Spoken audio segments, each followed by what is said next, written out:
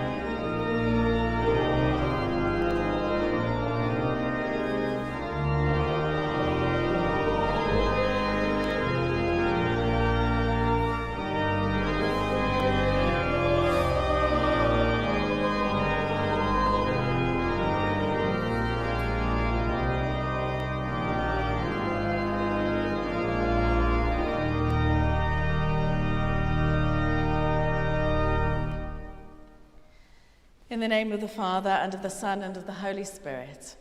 Amen. May the grace and peace of God, who is full of compassion and tenderness, and who calls us back with all our heart, be with you all. And also with you. Heavenly Father, all hearts are open to you. No secrets are hidden from you. Purify us with the fire of your Holy Spirit, that we may love and worship you faithfully, through Jesus Christ our Lord. Amen.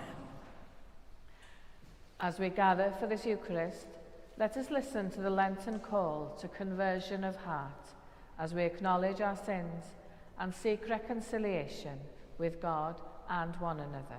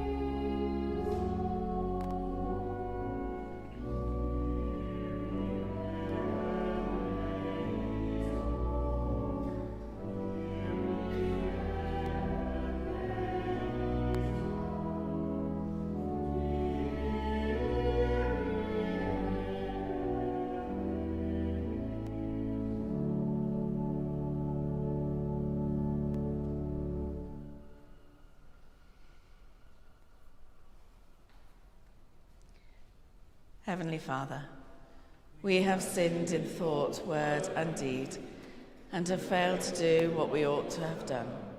We are sorry and truly repent. For the sake of your Son, Jesus Christ, who died for us, forgive us all that is past, and lead us in his way to walk as children of light. Amen. Almighty God, who forgives all who truly repent, have mercy on you and set you free from sin, strengthen you in goodness and keep you in eternal life, through Jesus Christ our Lord. Amen. Let us pray. God of compassion, whose Son, Jesus Christ, the child of Mary, shared the life of a home in Nazareth, and on the cross drew the whole human family to himself. Strengthen us in our daily living, that in joy and in sorrow we may know the power of your presence to bind together and to heal. Through Jesus Christ our Lord, who is alive and reigns with you in the unity of the Holy Spirit, one God, now and forever. Amen.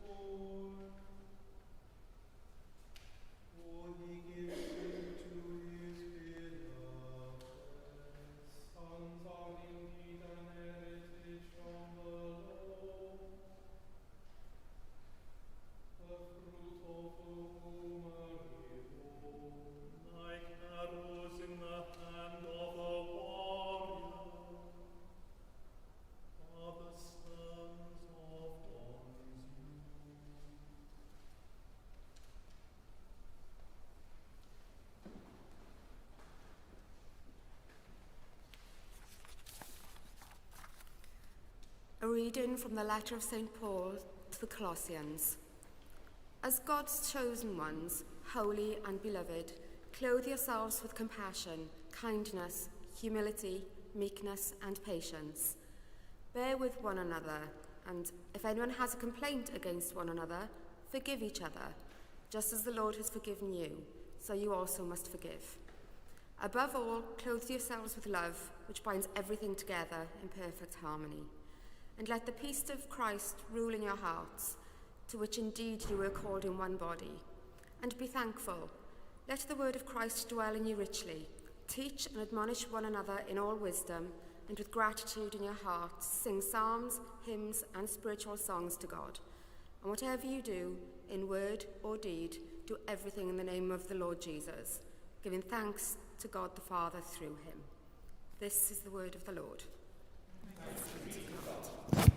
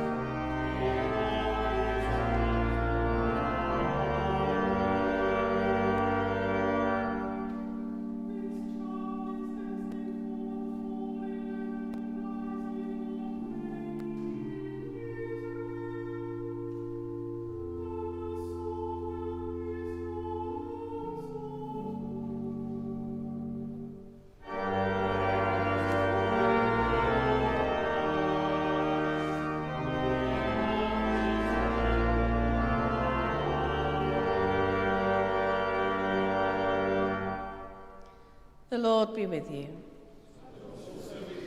Listen to the Gospel of Christ according to St. Luke. Glory to you, O Lord. Jesus' father and mother were amazed at what was being said about him. Then Simeon blessed them and said to his mother Mary, "This child is destined for the falling and the rising of many in Israel, and to be a sign that will be opposed, so that the inner thoughts of many will be revealed, and a sword will pierce your own soul too." This is the gospel of the Lord. Praise to you, O Christ.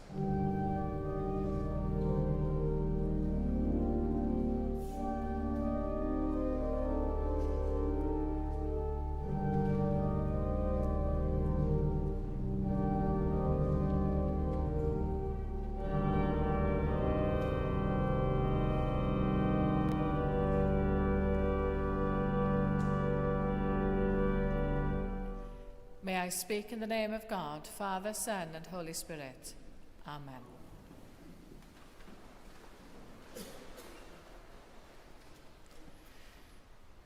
This last week I led a course on poetry for 2 days in Salisbury. It was the last thing I had in my diary from my previous role, so I enjoyed doing it, but I was glad when I'd finished it, because it was a 7-hour journey from Salisbury all the way home. But for one session, I was talking about the poet-priest tradition, and I asked how many of them on the course were priests, and it turned out only one. And as this woman, who was a priest, spoke about her ministry, I realised that she approached her priesthood very differently from me. She spoke about putting on a role, putting on a persona, and as she spoke, I realised that there was something inside me that was reacting a bit against what she was saying, and I wondered why.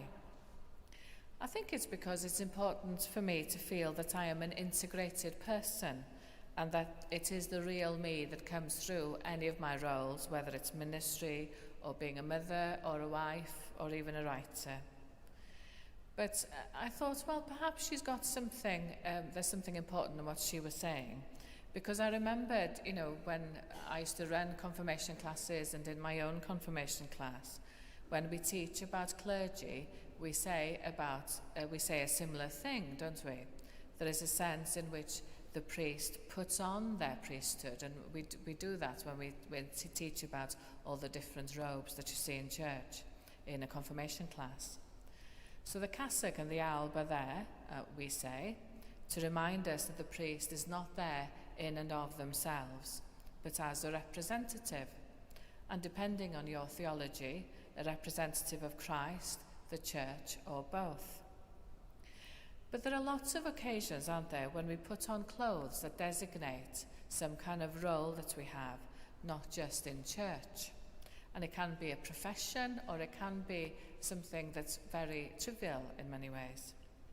Now this week I found myself giving advice to someone unexpectedly on a Facebook group called Rhwydwaith Menywod Cymru, which is like the Welsh-speaking version of Mumsnet, really.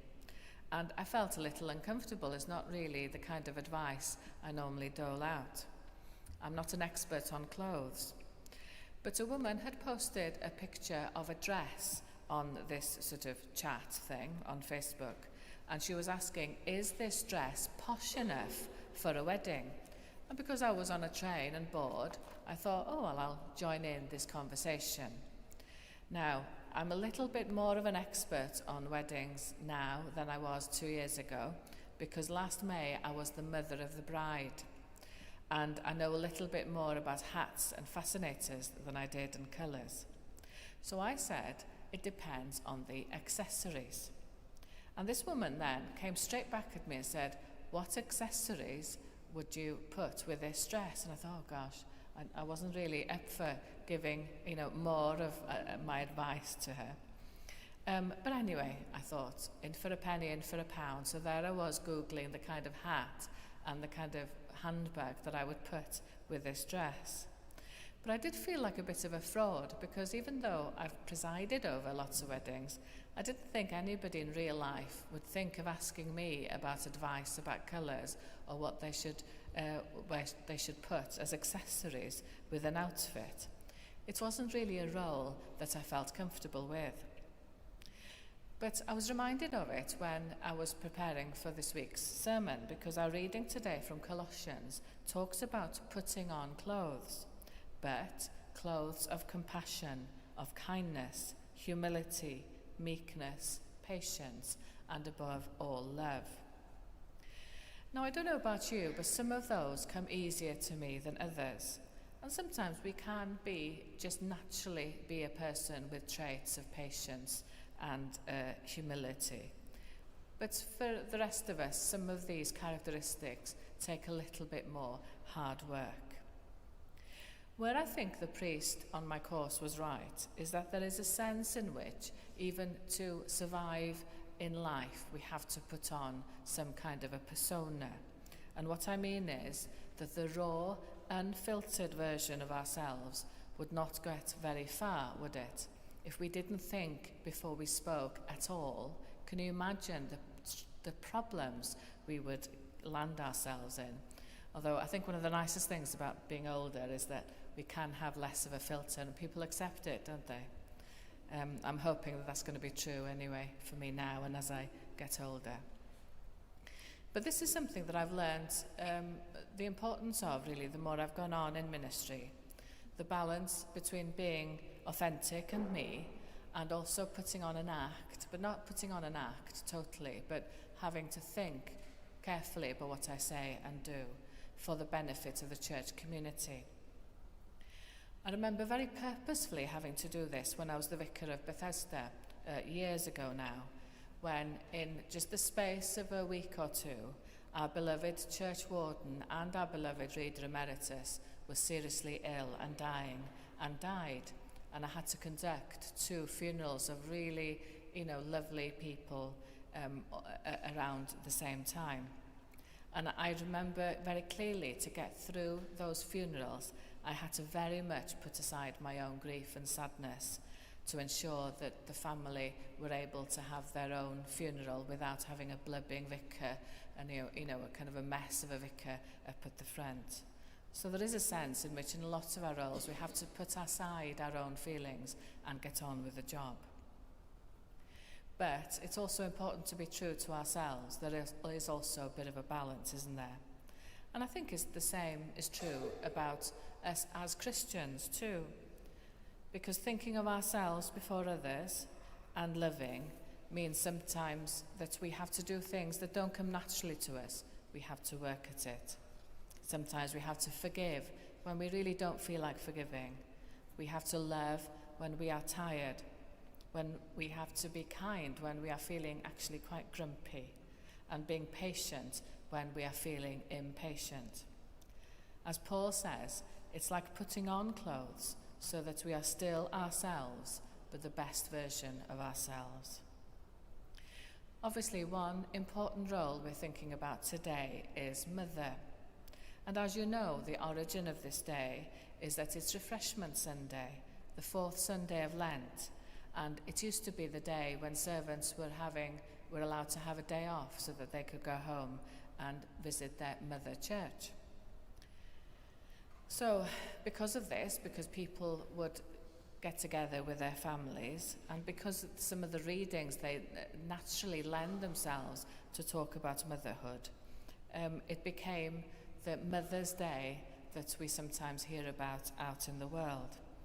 But in church, we still call it Mothering Sunday, don't we? Because we still want to remember and hold on to the importance of Mother Church and the Church as the bride of Christ.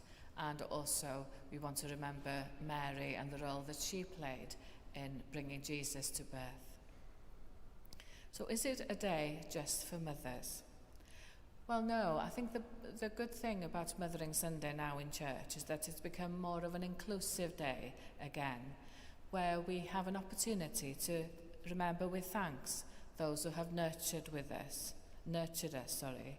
And we also think about the ways in which we are called to nurture others, whether or not we are men, whether we are women, whether we're actual parents or even mothers.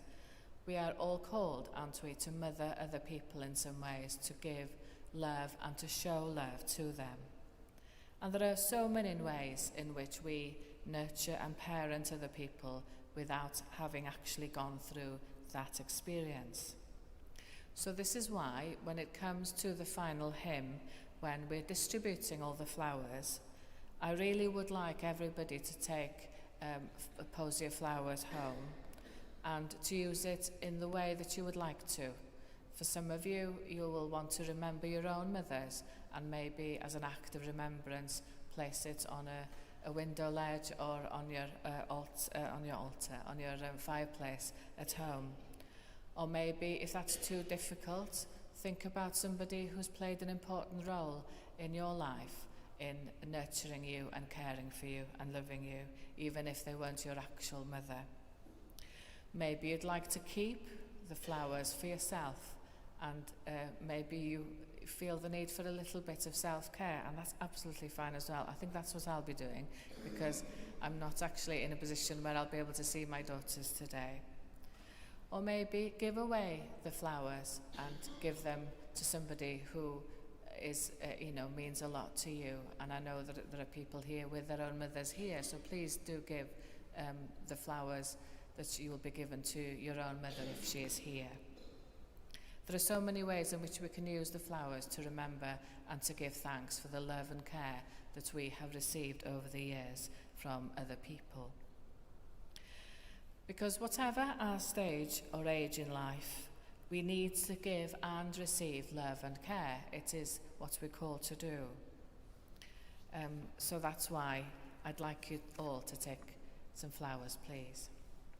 So whether today is a day of joy, whether it's a day of loss or regret or ambivalence or happiness, the message of today's reading is one that challenges us every day. Are you, putting on the clothes of compassion, kindness, humility, meekness, and patience and love in our daily interactions? Do people feel better having encountered us, or worse? Are you building community in this cathedral, this city, in our workplace, or in our voluntary work?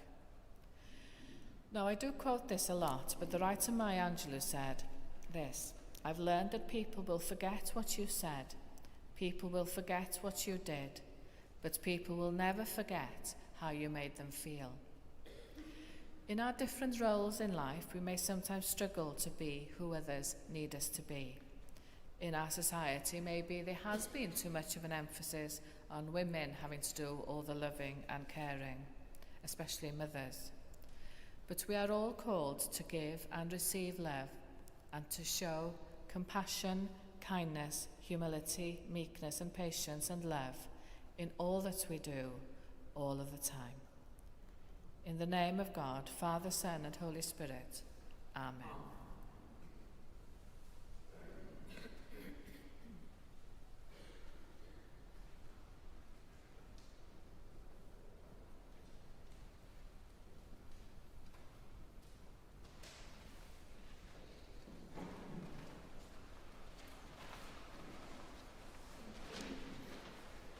We stand to say together the words of the Nicene Creed. We believe in one God, the Father, the Almighty, maker of heaven and earth, of all that is seen and unseen.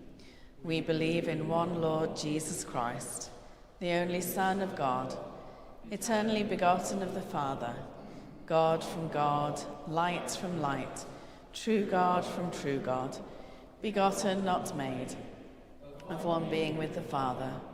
Through him all things were made. For us and for our salvation, he came down from heaven. By the power of the Holy Spirit, he became incarnate from the Virgin Mary and was made man. For our sake, he was crucified under Pontius Pilate. He suffered death and was buried. On the third day, he rose again in accordance with the Scriptures. He ascended into heaven and is seated at the right hand of the Father. He will come again in glory to judge the living and the dead, and his kingdom will have no end. We believe in the Holy Spirit, the Lord, the giver of life, who proceeds from the Father and the Son, who with the Father and the Son is worshipped and glorified, who has spoken through the prophets. We believe in one holy, Catholic and Apostolic Church. We acknowledge one baptism for the forgiveness of sins. We look for the resurrection of the dead and the life of the world to come. Amen. The Lord is compassion and love, slow to anger and rich in mercy. Let us never forget all his blessings as we seek his judgment for the oppressed, his forgiveness for all who live in the shadow of death, and his saving love for all people.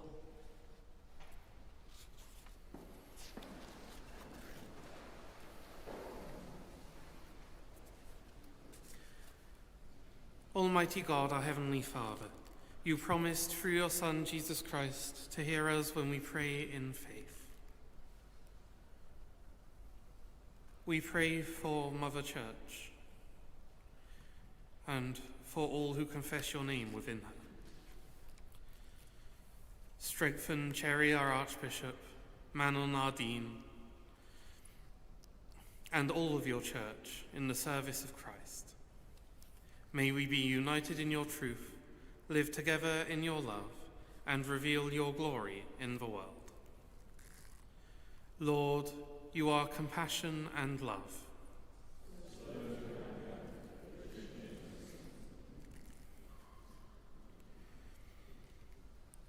Bless and guide all those in authority. Direct this and every nation in the ways of justice and peace. We pray particularly for the leaders of all those countries where there is war and conflict at this time. Turn their hearts that they may strive for peace. And may we all honour one another and seek the common good. Lord, you are compassion and love.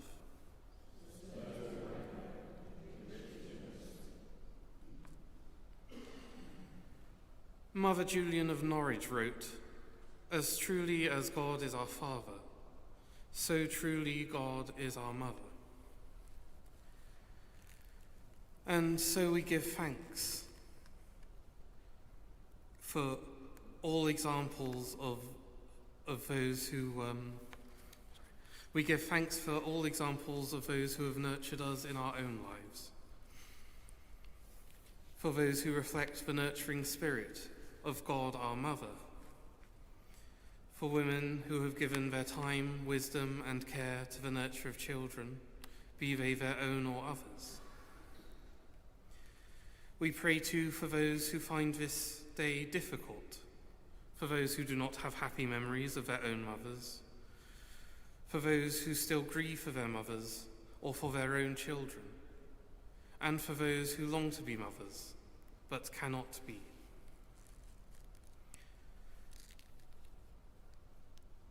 Lord, guide and strengthen all these people through your Spirit.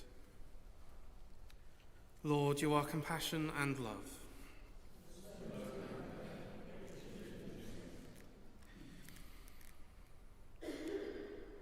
Comfort and heal all those who suffer in body, mind, or spirit. We remember especially anyone known to us personally who is in need of your healing touch at this time.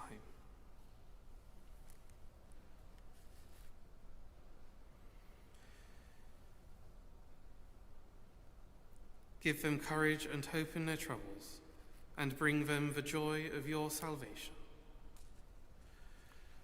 Lord, you are compassion and love.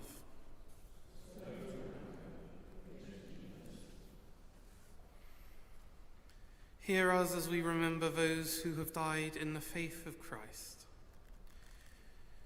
And we bring before you especially anyone who is on our own hearts, particularly mothers that we grieve for, and for any whose year's mind falls at this time.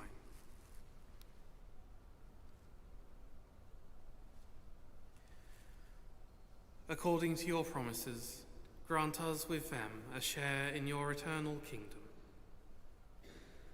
Rest eternal grant unto them, O Lord, and let light perpetual shine upon them. May they rest in peace and peace. Rejoicing in the fellowship of Mary, the Mother of our Lord, of Patrick, Cyril, Joseph, Cuthbert, and all your saints, we commend ourselves and the whole of your creation to your unfailing love. Lord God, you are rich in mercy. We appeal to your mercy now as we pray for the Church and the world. Pour your blessings upon us that we may be faithful to your word. We ask this through Jesus Christ our Lord.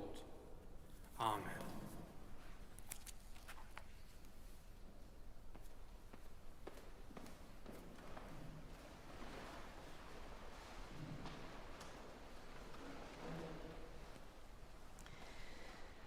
Now that we have been justified through faith, we are at peace with God through our Lord Jesus Christ. The peace of the Lord be always with you. And also with you.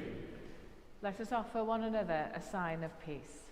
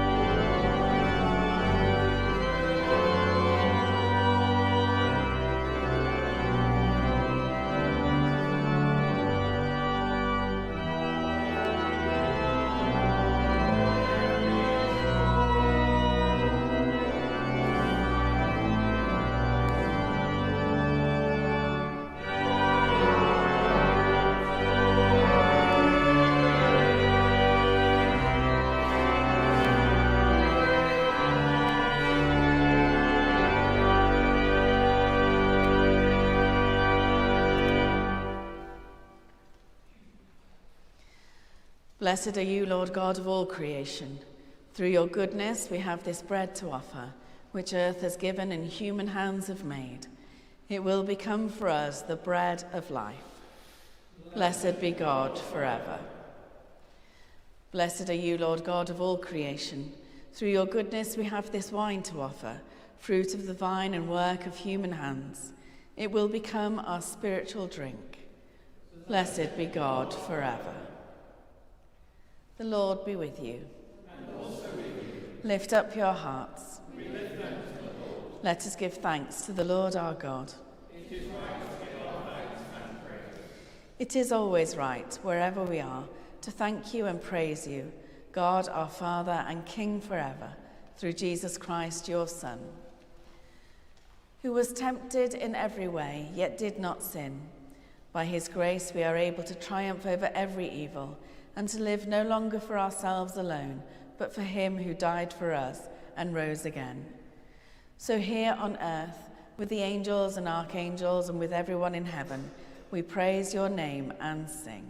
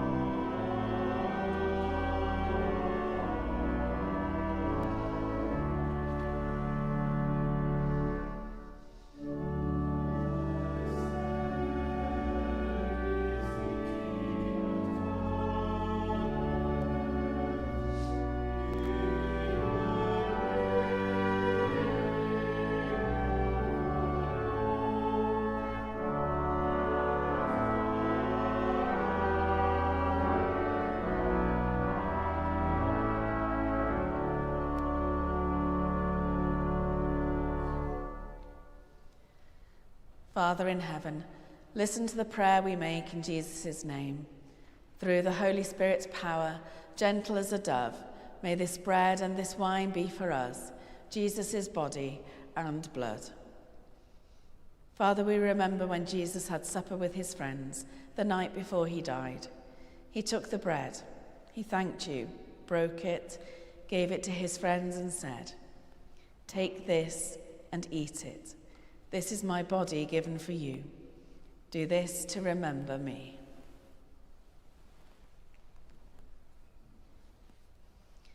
After supper, Jesus took the cup of wine. He thanked you, gave it to his friends and said, "All of you drink from this cup, because this is my blood, the new promise of God's love. Do this every time you drink it to remember me." Together, we remember that Jesus is always with us and say, Christ has died. Christ is risen. Christ will come in glory. Father, as we remember your Son, Jesus Christ, who died on the cross and rose again, we offer you these and all the gifts you freely give to us. Send your Holy Spirit to be with us and all who share this bread and drink from this cup. Help us to trust you. Bring us closer together and welcome us with all your people into Jesus' glorious kingdom. All honor and glory belong to you, Father, through Jesus, your Son, with the Holy Spirit, one God forever and ever. Amen.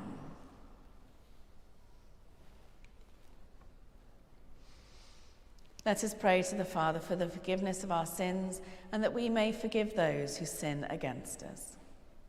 Our Father, who art in heaven, hallowed be thy name. Thy kingdom come, thy will be done, on earth as it is in heaven. Give us this day our daily bread, and forgive us our trespasses, as we forgive those who trespass against us. And lead us not into temptation, but deliver us from evil. For thine is the kingdom, the power, and the glory, forever and ever. Amen. We break this bread to share in the body of Christ. Though we are many, we are one body, for we all share in one bread.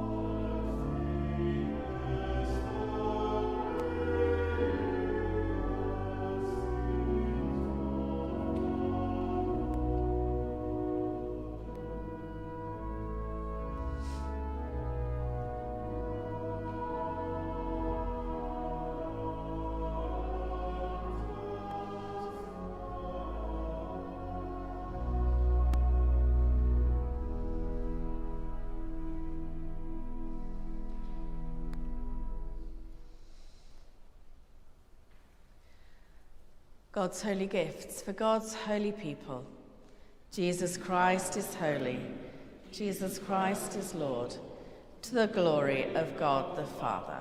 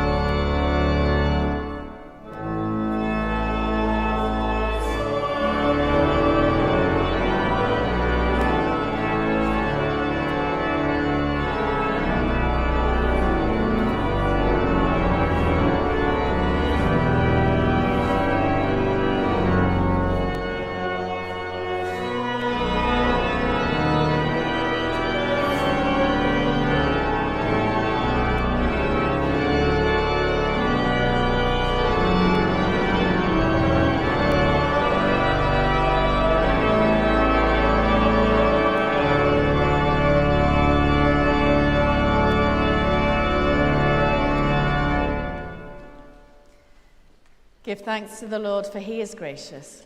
His love is everlasting. Eternal God, comfort of the afflicted and healer of the broken, you have fed us at the table of life and hope. Teach us the ways of gentleness and peace, that all the world may acknowledge the kingdom of your Son, Jesus Christ our Lord. Amen. The Lord be with you. And also with you. Christ give you grace to grow in holiness, to deny yourselves, take up your cross and follow him. And the blessing of God Almighty, the Father, the Son, and the Holy Spirit be among you and remain with you always. Amen. Reconciled to God through Christ and made a new creation, go in peace to love and serve the Lord. In the name of Christ.